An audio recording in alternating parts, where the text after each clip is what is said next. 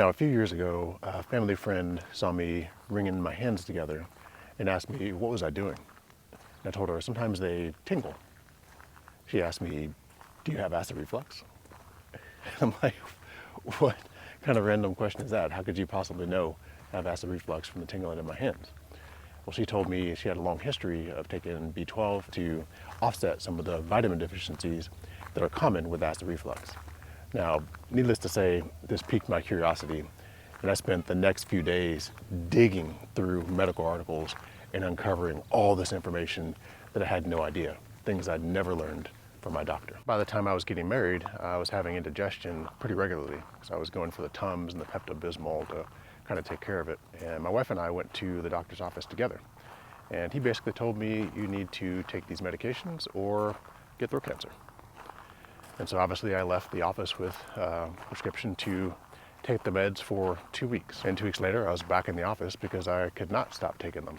And I got a prescription, which I took for the next 15 years. And as I researched further, I began to appreciate what was going on with my body over that 15-year period. Now I had stepped into what I like to call the reflux cycle. Basically, my poor dietary choices had allowed for a bacterial overgrowth, and those bacteria will consume a lot of my foods, which reduces the vitamins my body is able to absorb. And as you might imagine, it starts to reduce the amount of things that can be produced with the use of those vitamins, such as gastric acid.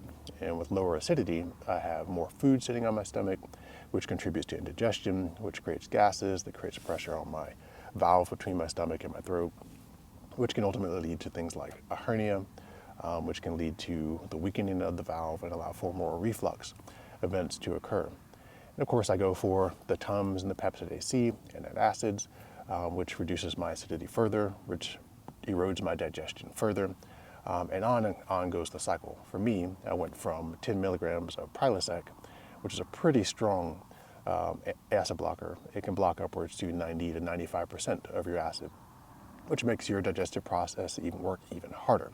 Your stomach then begins to slosh around your food with the very little bit of acidity that you've got going on and attempts to try to digest it. And of course, that additional movement causes additional reflux, and I'm back in the office asking for an increased prescription. So for me, over a 15-year period, I went from 10 milligrams of something like a Prilosec or a Nexium to 20 milligrams to 40 milligrams, ultimately to the point where the medications no longer worked. As I began to research further, I realized that there were a number of dietary changes that I needed to make, as well as a handful of supplements that I thought might be able to help me on my journey of managing my symptoms, maybe even controlling my symptoms while I try to get off these medications. One of those was Betaine HCl.